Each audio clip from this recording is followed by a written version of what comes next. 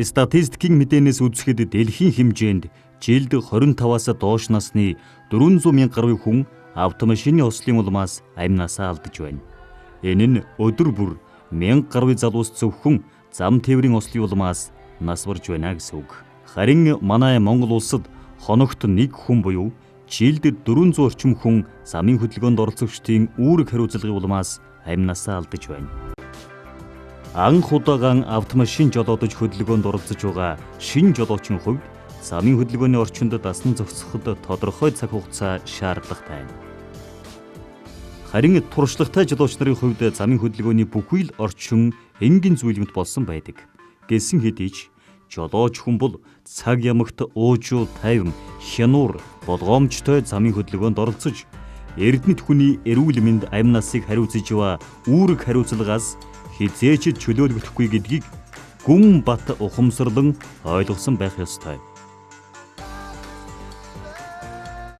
За сайн байцгаана уу, та бүхэнд энэ өдрийн мэнд дэвшүүлье.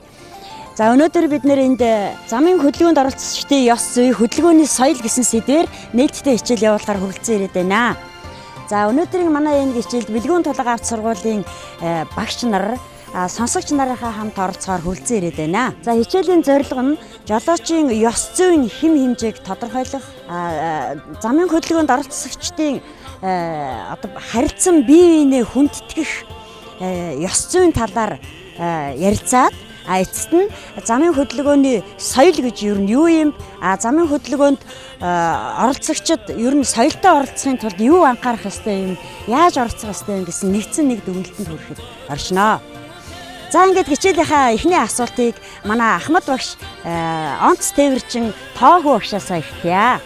За тоохоо багшаа, та ер нь хэдэн жил одоо жолоо барьж байна вэ? За би ч одоо 74 оноос хойш барьж байна. Бушгарын дээр барьж байна. Жолооны огч 98 оноос хойш. За тэгэхээр та одоо бараг 40 орчим жил тэрэг барьж байна шүү дээ. Тэгэхээр таныг одоо хэн хөнгүүл одоо жинхэнэ жолооч болсон байна. Одоо маш сайхан жолооч болсон байна гэж ойлгож байгаа. Тэгээ та ер нь өөрийгөө юу гэж боддог вэ? Одоо хэдийн үеэс та ер нь жолооч болчихлоо гэж бодож эхэлсэн бэ? Би ер нь тэгээд одоо өөрийгөө бүргүйс жолооч болсон гэж бодоагүй л байна. Жолооч болсон гэж бодоагүй л байна шүү дээ. Бодохгүй л байна шүү дээ. Яагаад? За ер нь тэгээд олон жил барьснараа тэгээд юм чинь тэгээд очтгондоо осол аваргах тийм боломж үүдээ шүү дээ. Шинэ жолоочинд бол харьцангуй. Тэд бол харьцангуй ондоолоод дөнгөж болж байгаа учраас маш их анхаарал болгомжтой юм. Өөрөөр хэлбэл хуучин жолооч нар бол догширдаг. Хэнэггүй одоо байдлаараас осол аваар төртгөн их байд юм а гэж ойлгож байна. За баярлалаа. Хичнээн олон жил жолоо барьсан ч тэр бүхэл бүх насаараа тэрэг барьсан ч би жолооч болчихлоо гэж бүү бод. Муу юм хэлж ирэхгүй хийсч ирнэ. Ямар тач эцэг өвгдийнхөө захисаар ирсэн энэ хоёрхан өгүүлбэрийг сэтгэл зүрхэндээ шингээж цаг ямагт санаж явбас залуу насны омог ориглон хүсэл зоригтой хязгаарлагдсан номх төгдөж та замын хөдөлгөөнд төлөв даруй хүлээцтэй төвчээртэй оролцох эрхэм чанарыг эзэмшсэн байх болно. Жолоочийн ёс зүйн хэм хэмжээний хамгийн наазахын нэгэн илрэл бол дууд дохиог хэрэглэх тохиолдлууд. Замын хөдөлгөөний дүрмд дууд дохио өгөхийг хаана хориглох уу, хаана ямар тохиолдол өгөхийг тодорхой заасан байгаа. Энэ бол бичигдсэн хууль юм. Нөгөө талаас дууд дохиог ялангуяа хот суурин газар хэрэглэх нь соёлт хүмүүний жигшин зэвүүцдэг зүйлийн нэг аль хэдийн болжээ. Та гадаадын ямар ч оронд хэдэн хоног, хэдэн сар, хэдэн жил болсон ч автомашины дуу дохиог хизээч сонсохгүй байсаар л ирэх болно. Иймд жолооч нартаа хандж хэлэхэд хэн нэгнийг гэрээс нь гаргаж ирэх гэж, хэн нэгнийг хурдан яв гэж, хашааны хаалга нээлэх гэж, гүйцэж төрүүлэх гэж, зогсоолоос гарах гэж хизээч бүү сигнал. Энэ нь таны хэн бэ гэдгийн илрэл болно. Бидэнд дууд дохионоос өөр олон арга олдоно. Жишээ нь та утасныхаа дугаарыг тодхон бичээд өөрийнхөө талын цонхны доотолд харагдахаар газар наачих. Танд саад булсан дуучлаарай. Та машинаа жоохон хойшлуулад авахгүй юу? Нөө тэгэлгүй яах вэ? За жаахан хүлээгээрэй. Жолоочийн ёс зүйн хэм хэмжээ нь бусад хөдөлгөөнд оролцогчдон хүндлэх явдлаар илэрнэ. Хамгийн наад зах нь эргэх чиг заадаг гэрлээ бүр эзгүүхээр явж байсан ч өгч сурах хэрэгтэй. Бүр дадал болчихсон байх ёстой. Хотод явж байхдаа дохио өгөөд хөдөө өгөхгүй бол эргээд хотод орж ирэхээрээ дохио өгөхгүй яваад сурчсан байдаг. Хүн бол аливаа муу зуршлыг сурахтаа их амархан байдаг юм шиг.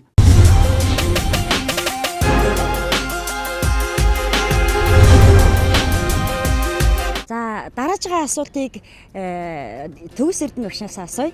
Тэгээ Төвс Эрдэнэ багшаа жолооч нар ер нь манай жолооч нар замын хөдөлгөөний дүрмийг ер нь хэр зэрэг баримталж байгаа юм шиг танд одоо хөдөлгөөнд оролцоо явж байхад чинь анзаарэгддэг вэ? Ер нь жолоочийн ёс зүйн хэм хэмжээгээ та юу гэж ойлгох? За ер нь бол жолооч нар бол ер нь төвчээргүй, хүлээчгүй.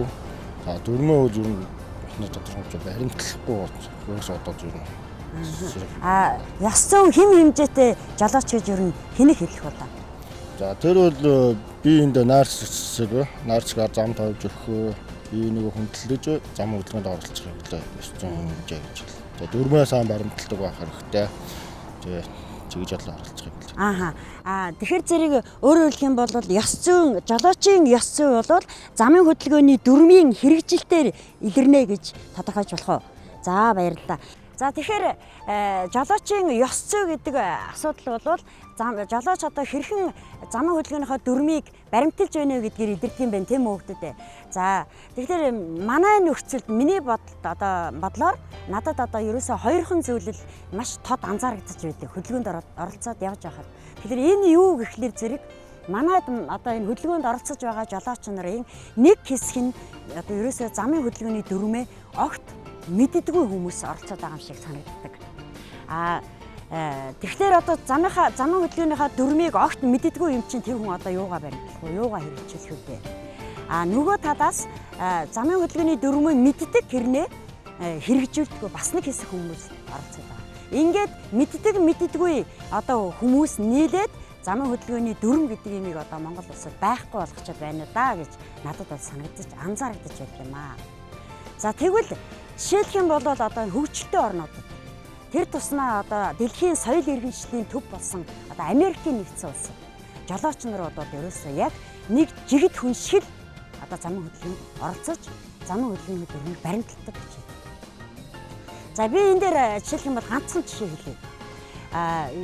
Жолооч гарцнаас гарч байхдаа ойртон ирж явган зорчигчд зам тавьж өгнө гэсэн дүрм байдаг тийм ээ.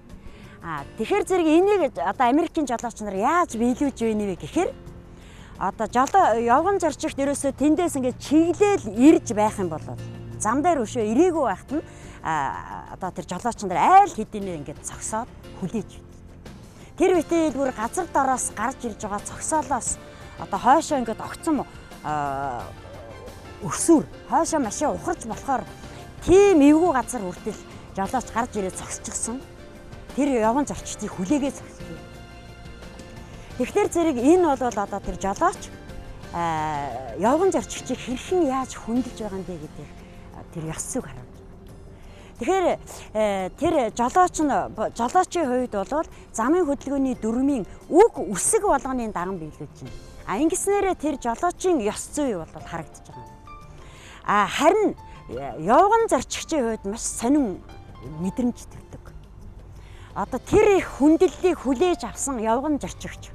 Ялангуяа тийм хүндлэлийг урд нь үзээгүй явган зорчигчийн хувьд маш одоо сонин мэдрэмж төрдөг л дөө. Тэр юу гэхлээр зэрэг би бол хүн юм байна гэсэн мэдрэмж. Өөрөөр хэлбэл тэр хүндлэлийг авсан хүн бол хүндэл сая би хүн байна гэдгийг мэдэрдэг. Тэгвэл тэр хүн юм байна гэсэн мэдрэмжийг авсан явган зорчигчоос жинхэнэ хүний ухамсараар одоо үйлдэгдсэн хүний ухамсарт үйлдэл гардаг. Өөрөөр хэлэх юм бол тэр хүлээж байгаа жолоочийн урдуур гарч байгаа явган зорчигчийн амнаас өөрийн ирэхгүй өнгөрөхдөө баярлалаа гэдэг үг ингээд хэлье гэж бодог багт гарчдаг. Тэгэхээр энэ юу гэсэн үг вэ гэхээр зэрэг ерөөсөө та нар маань жолооч болцсон цагаасаа эхлээд бид нар өнөөдрөөс эхлээд тэр соёлгүй бүдүүлэг яваад байгаа явган зорчигчийг та бол хүн гэдгийг мэдэртэн хүндлээд өгөх юм байна. Тэгэх юм бол тэр хүнээс чинь жинхэнэ хүний ухамсартай одоо үйлдэл. Өөрөөр хэлэх юм бол одоо хурдан явж гарах. Эсвэл одоо баярлаа гэдээ өөрөө ирэхгүй амнаас нь гарчдаг юм байна гэж хэлдэг. Өөрөөр хэлэх юм бол соёлтой жолооч нар соёлгүй явган зарчигчийг хүртэл соёлтой болгож чаддаг юм байна гэж хэлж байна. За тэгэхээр нэгдүгээр асуудлаа бид нэр одоо Америкийн жолооч нарын соёлоор одоо төгсгөлөө. Тэгэхээр дараагийн бидний асуудал бол жолооч нар харилцан бие биенээ хүндлэх ёсны талаар ярилцах хэрэгтэй. Тийм учраас одоо бас л одоо Америкийн соёлын нэгэн жишгээр эхлэе. За Америкт бол ингээд зогсоол бол маш олон хангалттай байдаг. Гэхдээ ойрын одоо маш ойрхон зогсоол дээр машина төр зур тавиад ингээд тавьчаад гараад ирэх тийм одоо зогсоол бол сэр баргийн олддоггүй. Тэгээ ингээд машин тавих газараа зогсоолтой хайгаад байдаг зогсоолууд бол битүү байдаг. Тэгэхэд ямар ч зогсоол дээр зөвхөн ганцхан машин ороод тавьчих юм зай ингээ онгохоо байгаа л байдаг. Тэр зогсоол дээр ерөөсө хин ч ордоггүй. Тэр зай руу хичээн зайгүй байлаа ч гэсэн. Тэгтэл тэнд одоо яагаад одоо машинууд ордоггүй юм бол доо гэд ингээ харахаар зэрэг тэр одоо нэг машины зайд одоо ийм тэмдэг байж. Дахиад дутуу хөгжлийн бэрхшээлтэй иргэдийн одоо машин тавих зогсоол.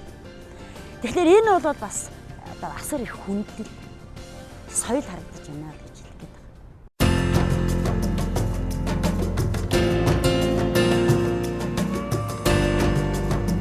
Тэр бүхэл Европын орнуудад жолооч нар бие биентэйгээ гэрэл дохиогоор харилцаж хүндэтгэлэн илэрхийлдэг бичигдээгүй дүрм аль хэдийн дэлгэрээд хэвшил болчихсон байна.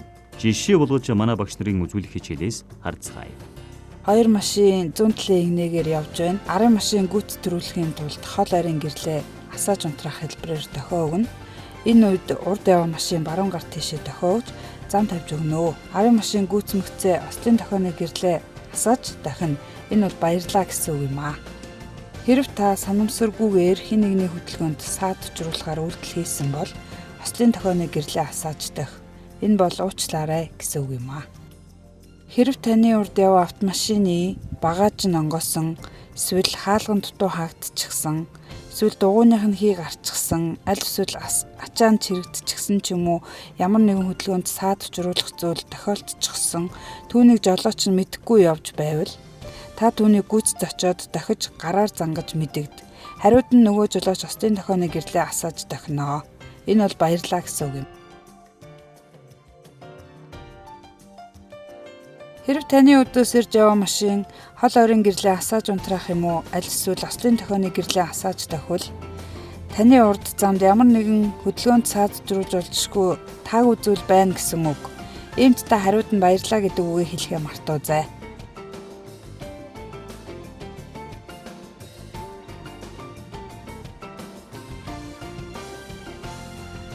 Замын хөдөлгөөний соёл гэдэг нь жолооч нар замын хөдөлгөөний дүрмээ чандлан сахин биелүүлэх, зорчигч, явган зорчигч болон бусад хөдөлгөөнд оролцогчдоо эрхэмлэн хүндэтгэх, ямагт төлөв даруй хүлээцтэй байх ёс зүйн хэм хэмжээ юм. Та өөрөөсөө эхлэн өөдрөг ирээдүйнхээ төлөө Монгол эх орондоо замын хөдөлгөөний соёлыг түгээн дэлгэрүүлье гэвэл нэгдүгээр замын ачаалал эрчмийг тооцоолон цагаа зөв төлөвлөл. Бүү яарвал таарна. 2 дугаар замын хөдөлгөөний дүрмийн уг үсэг бүрийг сайтар судал, дахин судал бид туслая. Ирээдүйнхээ төлөө хамтдаа бэлгүн тулг авах сургуулийн 20 жилийн аг тохиолдуулан үе үеийн мянган төгсөгчд жолооч нар та зориулв.